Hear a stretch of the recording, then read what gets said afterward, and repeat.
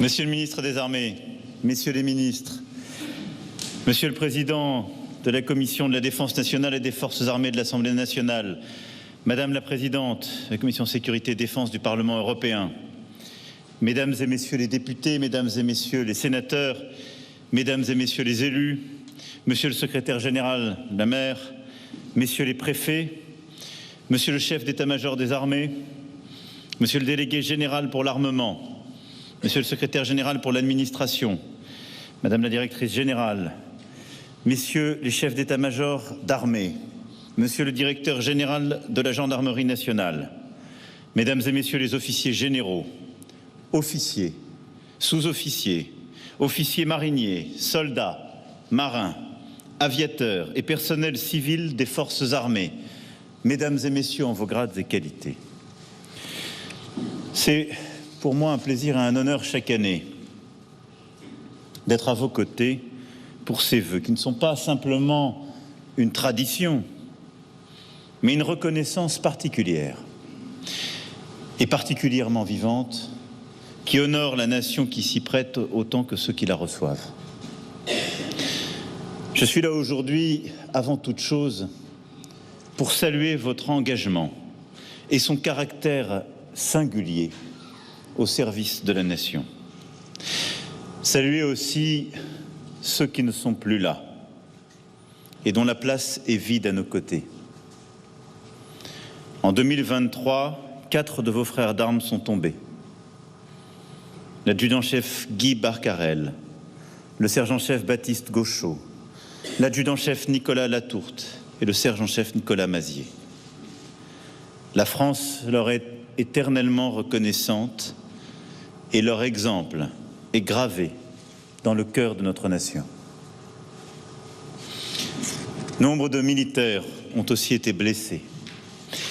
Et de ces sacrifices quotidiens, de ces sacrifices ultimes, la nation est consciente et je serai inlassablement sa voix pour emporter la mémoire, pour saluer chacune et chacun et penser à leurs familles, à tous. Comme chaque année, en rappelant vos frères d'armes tombés, je viens vous présenter mes vœux et partager avec vous quelques convictions et quelques orientations pour nos armées et la nation. Il y a un an, à Mont-de-Marsan, je vous annonçais une loi de programmation militaire permettant de poursuivre l'effort entamé en 2017 pour notre défense. Cette loi, préparée d'une manière inédite, mobilisant le ministère comme jamais, et je vous en suis encore une fois reconnaissant, a été votée en juillet dernier.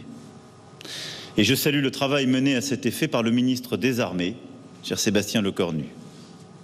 Le budget de nos armées aura été multiplié par 2 en 2 quinquennats. C'était indispensable, car nous savons combien nous vivons un temps de préoccupation et de gravité avec la multiplication des crises, parfois simultanées. Vous êtes sollicités, mobilisés, y compris pour développer nos réponses dans nos nouveaux espaces de combat, j'y reviendrai, comme le cyber, le spatial, les fonds marins ou la lutte informationnelle. Le général Burkhardt le sait. Mon général, je veux ici vous redire tout à la fois ma reconnaissance et ma confiance. Si je fais le bilan de 2023 dans une situation aussi difficile, je veux vous dire combien, à mes yeux, les armées ont été au rendez-vous, comme elles doivent l'être, de l'Europe orientale à la mer Rouge, du Proche-Orient à l'Afrique, en Indo-Pacifique, comme à La Réunion ces derniers jours. Et à l'aune de ces résultats, de votre mobilisation, de la multiplication des théâtres d'opération et de leur complexité, je scrute 2024 avec lucidité. L'Ukraine d'abord. Dans l'hiver glacial, l'agression russe se poursuit. Bientôt 2 ans.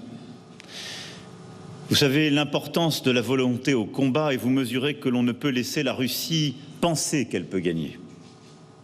Quel serait le lendemain pour nous, Européens? Je l'ai dit dès le début, nous ne sommes pas en guerre contre la Russie, mais notre devoir est de rendre leur victoire impossible. Une victoire russe, c'est la fin de la sécurité européenne. C'est la fin même d'une architecture de sécurité possible en Europe, de notre frontière orientale pour l'Union européenne à l'OTAN, en passant par le Caucase et l'Asie centrale. C'est pourquoi nous continuerons à aider les Ukrainiens. Nous le ferons de manière pragmatique et concrète, en poursuivant les formations, en les équipant dans tous les domaines qui leur sont essentiels, l'artillerie, la défense sol-air et les frappes à distance. Nous le ferons en innovant aussi pour répondre aux défis posés par l'emploi massif de drones. Pour cela, la France a un rendez-vous avec son industrie de défense. Une industrie en mode économie de guerre, pas un slogan, non, mais une capacité de production plus rapide et plus forte, j'y reviendrai.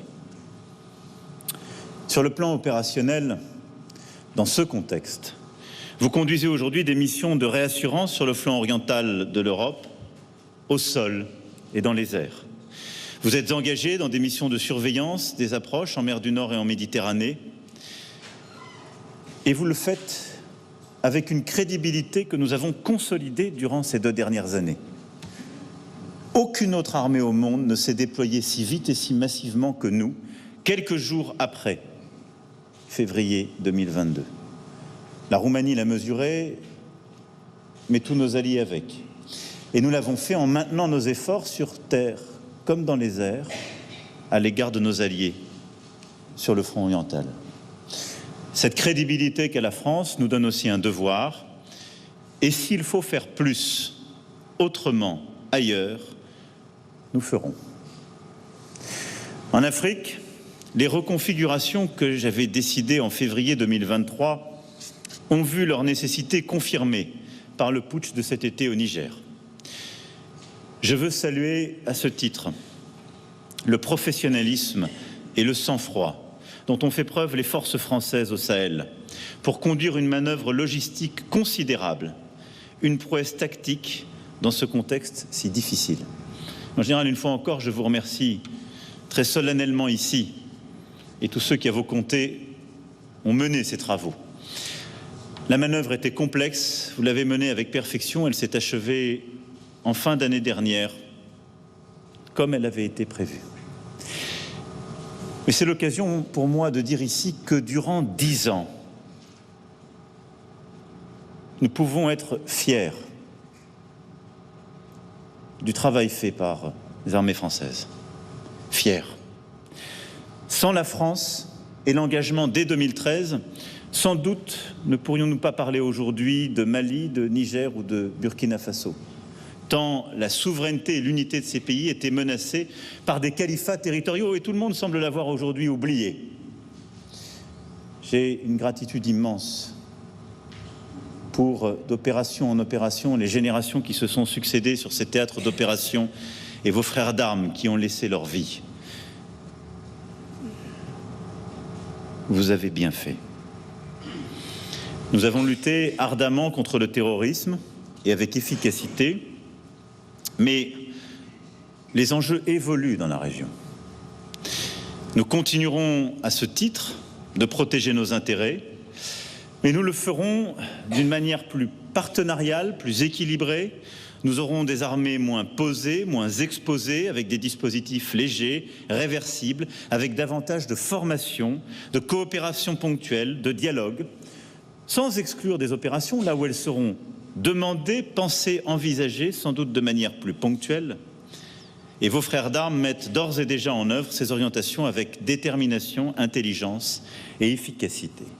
La France ne se désengage pas, elle se réorganise pour s'adapter à l'évolution de la menace, pour s'adapter aussi à l'évolution de l'organisation même des structures régionales et de la volonté de nos partenaires africains.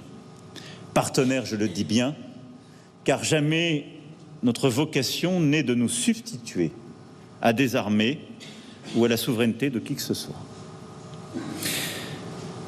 Je pense évidemment aussi, regardant l'année qui s'ouvre, à la crise israélo-palestinienne, à la barbarie terroriste du 7 octobre dernier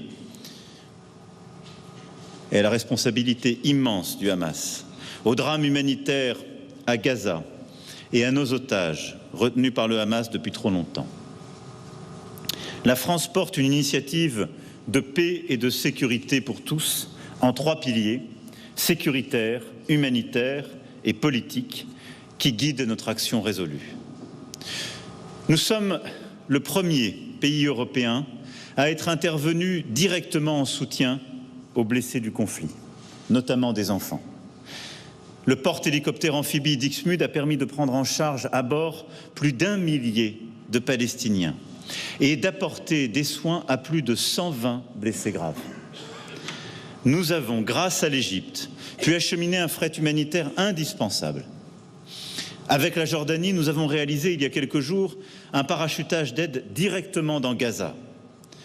Nous envoyons des médicaments pour les otages en lien avec le Qatar et nous allons poursuivre ces actions. Aucun autre pays occidental n'a eu une telle intensité,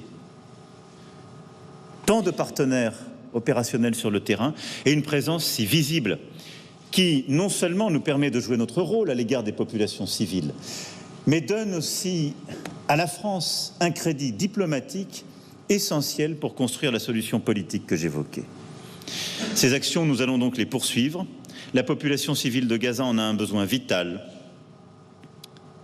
et toute la région continuera d'organiser des actions et sait pouvoir compter sur nous. Dans ce contexte régional, plus de 700 de vos camarades sont engagés en ce moment même au Liban, au sein de la FINUL. La France agit pour éviter que le feu ne se propage dans ce pays ami où l'histoire nous donne, nous le savons tous ici, une responsabilité toute particulière. Nous continuerons là aussi de jouer ce rôle par cette présence militaire et nos actions diplomatiques. En mer Rouge, la France défend par des actes la liberté de navigation dans une zone où les enjeux stratégiques sont majeurs. La FREMM Languedoc a ouvert le feu contre les missiles et drones Houthis, signe d'une détermination sans faille. Cette présence, là aussi, nous l'avons marquée tôt, nous la maintenons au moment même où je vous parle. Elle est efficace, mais elle se fait dans un cadre que la France, de manière souveraine, décide, sans alignement facile, sans déclaration trop rapide. Je n'ignore pas non plus, évoquant encore une fois les mois qui viennent, les tensions en Indo-Pacifique, qui nous concernent directement, car nous en sommes une nation à part entière. Depuis 2018, nous avons posé et exposé une stratégie pleinement assumée, nous l'avons construite, de l'Australie à l'Inde, au Japon, en passant par les Émirats arabes unis, nous l'avons démultipliée, nous l'avons ensuite démultipliée avec nos partenaires européens, mais nous l'avons aussi consolidée, si je puis dire, ancrée dans nos propres territoires. En me rendant en Nouvelle-Calédonie, j'ai pu voir à l'œuvre cette stratégie, rencontrer la mission Pégase de l'armée de l'air et de l'espace, et celle-ci a démontré notre capacité à déployer en 48 heures des avions de chasse jusqu'en Océanie, a montré que la souveraineté française s'exerce partout. 2024 nous verra maintenir sans faiblir la protection de nos outre-mer et nous ferons face aux responsabilités qui incombent à la grande nation que nous sommes. Je vous épargnerai ici une énumération exhaustive. J'aurais pu évoquer les Balkans, l'Arménie, qui mobilisent notre attention et ont conduit à rehausser notre posture et à faire des choix historiques, en particulier en ce qui concerne l'Arménie que je viens d'évoquer. Chaque fois, la consolidation de nos alliances, la recherche de partenariats ne cesseront de guider notre action en Europe, avec l'OTAN et l'Union européenne, mais aussi par des partenariats stratégiques, notamment outre-mer, comme ceux noués avec succès lors de la réunion des ministres de la Défense du Pacifique Sud à Nouméa en décembre dernier. Format inédit où la France fut la puissance invitante et qui nous a permis de démultiplier des partenariats interarmés en Indo-Pacifique. Je pense enfin à la sécurité de notre territoire, toujours. Ici, à Cherbourg, on sait bien ce que la sécurité de nos approches signifie. Nous étions avec le Prémar il y a un instant et le SG Maire.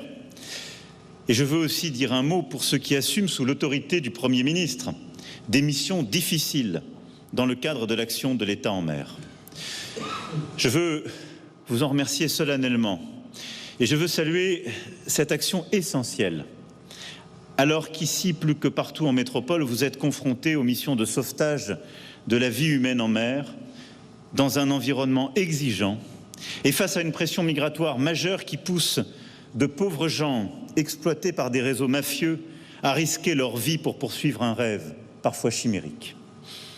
Ce que vous faites ici est essentiel pour à la fois notre souveraineté, pour le respect du droit international, du droit humanitaire, du droit de la mer. Et vous avez tout mon soutien. Cette mission, nous la poursuivrons en métropole comme dans nos outre-mer. Les missions que vous réalisez sur notre territoire ont en effet une importance aiguë. C'est l'essence de votre vocation, le cœur historique, de protéger notre pays, notre souveraineté. Ce sont des missions nobles que de tenir les postures permanentes de dissuasion, mais aussi de protection dans les airs, dans toutes les zones maritimes et ici en Manche-Mer du Nord. C'est aussi une mission éminente que celle de l'opération Sentinelle, car la menace terroriste, nous le savons, reste présente. 2024, je le disais à nos compatriotes il y a quelques jours, sera une année de fierté avec l'accueil des Jeux olympiques et paralympiques à Paris, à Marseille, en Polynésie. Et nous le savons, je pense qu'il faut aider. Je vais m'interrompre pour qu'il puisse y avoir une intervention. Attendez. Rien.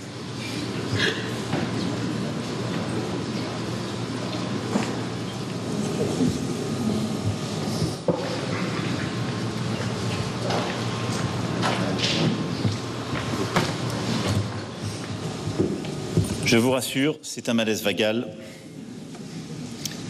Ça ne devrait pas être grave. Je vais donc reprendre mon propos. Je disais l'importance de la mission Sentinelle. Je ne pense pas que ce soit la cause de ce malaise.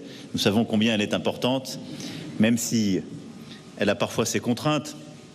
Mais 2024, je le disais, année des Jeux olympiques et paralympiques, année aussi de grandes cérémonies de débarquement. Et je le dis ô combien ici, devant nos élus, qui en savent l'importance, et devant nombre d'entre vous, c'est un rendez-vous de la France avec le monde et vous y prendrez toute votre place.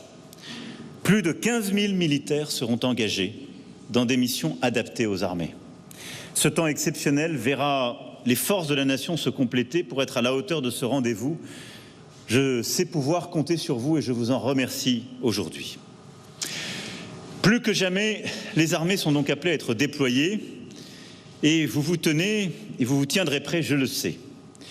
Et c'est pour être prêt que vous allez continuer à transformer aussi le ministère des Armées. Je vous ai confié, Monsieur le Ministre, la mise en œuvre de cette loi de programmation que nous respecterons à l'euro près, comme nous l'avons fait pour la précédente, pour faire de ce texte une réalité.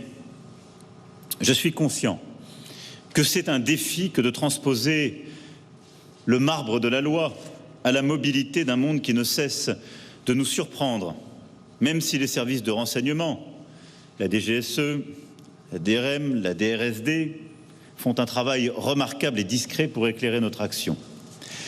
Plus que jamais, oui, il nous faudra nous adapter, garantir le temps long des projets qui structurent notre défense, tout en trouvant des solutions aux bouleversements que nous connaissons.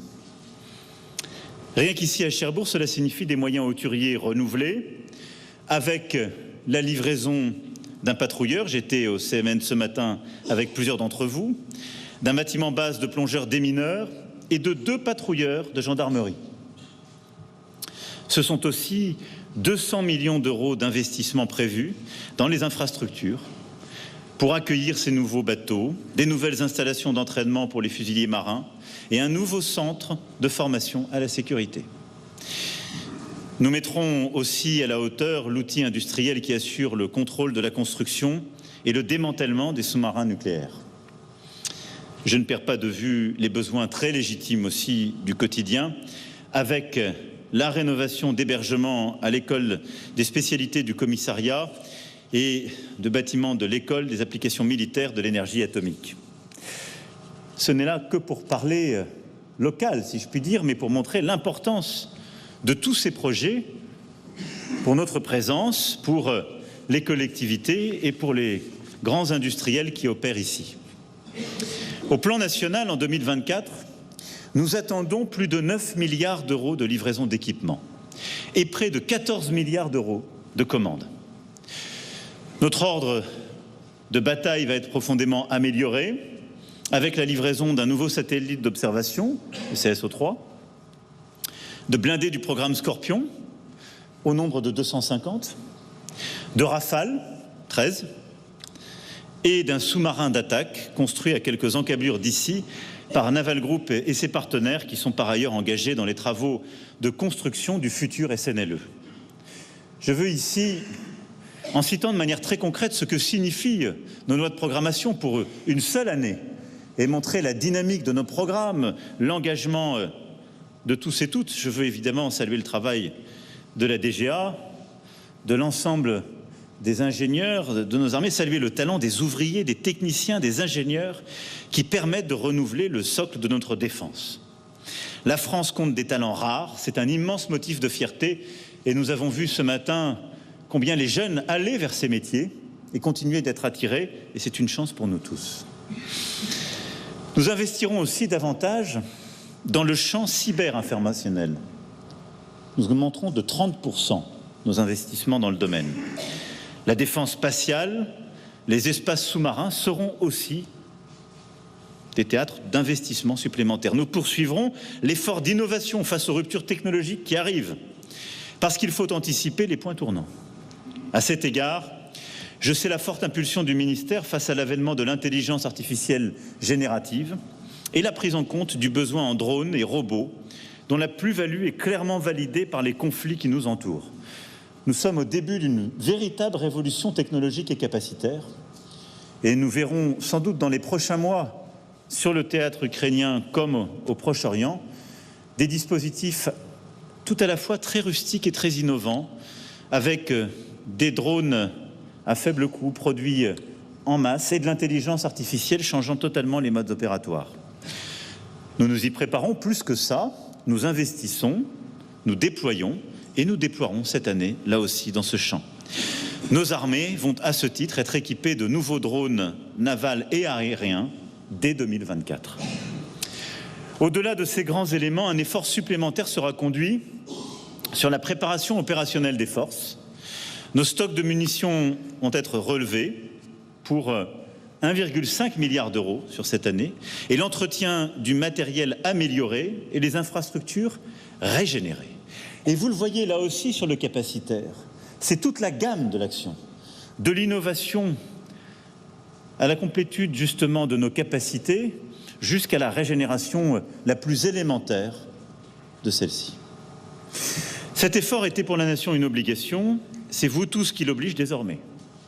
Il oblige les armées et les services de renseignement mieux équipés, durcis, réactifs, qui intègrent les bouleversements en cours.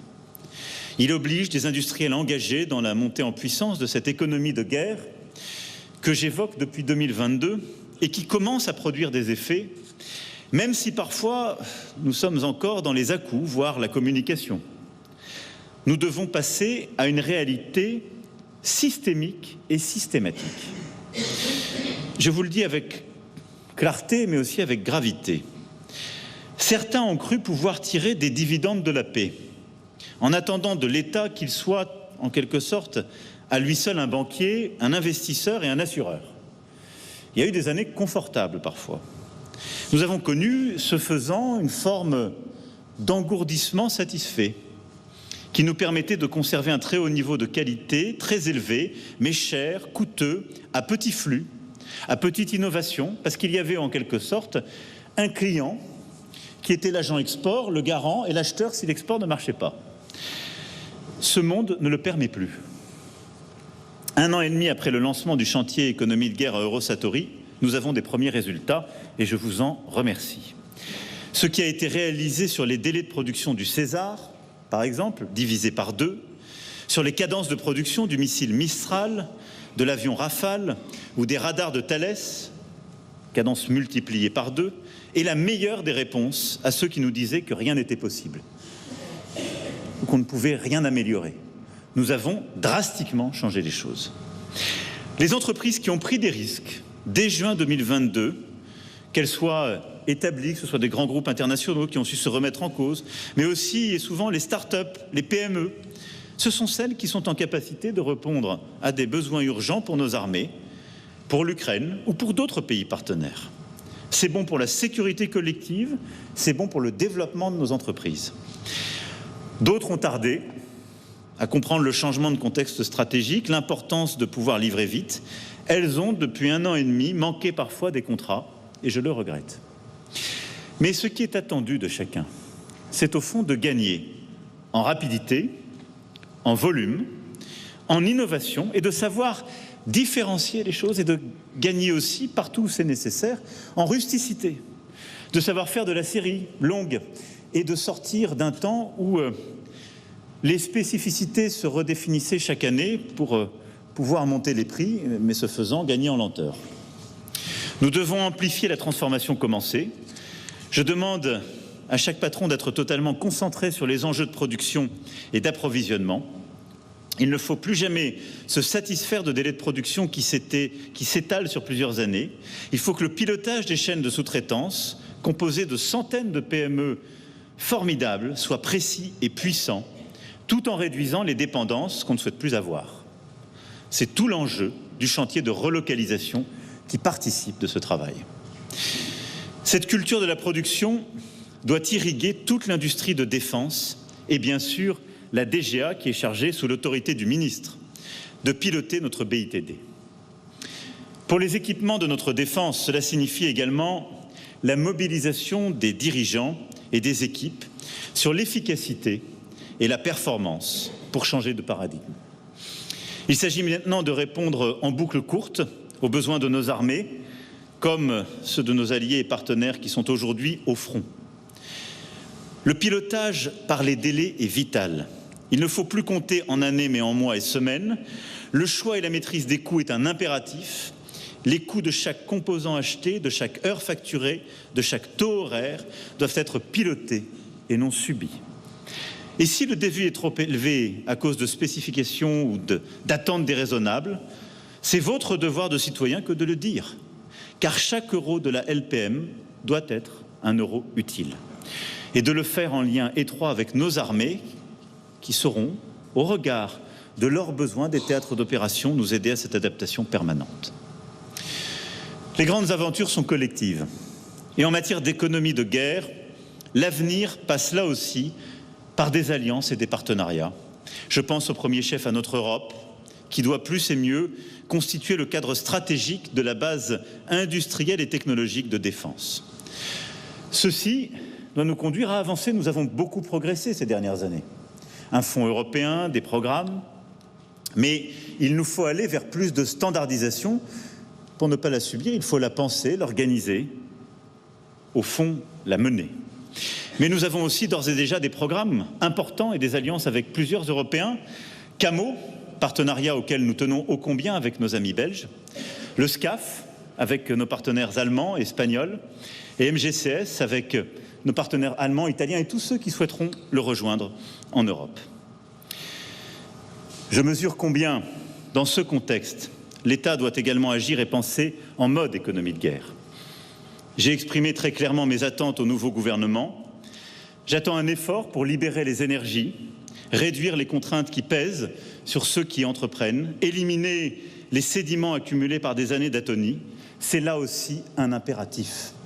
Et il nous faut, dans tous les domaines, revoir les lenteurs, les délais, les procédures, les revisiter pour gagner en efficacité. Mais au-delà de ce qui nous attend pour 2024, de ces grands théâtres d'opération, au-delà de cette économie de guerre et de ce que nous allons déployer de capacités et de grands projets, le plus important, et je vous le redis avec solennité et constance, tout particulièrement en ce début d'année, c'est l'engagement des femmes et des hommes dans nos armées, avec ce qu'il implique de force morale. C'est presque une évidence que de l'énoncer, mais je le dis ici à Cherbourg, où sont formés des femmes et des hommes chargés de la plus radicale et de la plus métaphysique des fonctions stratégiques, notre dissuasion. Ces forces, vous en avez besoin pour l'accomplissement de vos missions.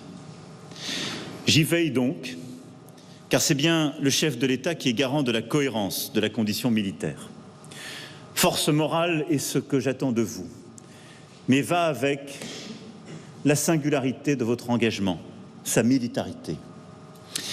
Et c'est pour cela qu'il me revient que le HCECM, chaque année, puisse conduire ses travaux et que ces derniers soient scrupuleusement suivis.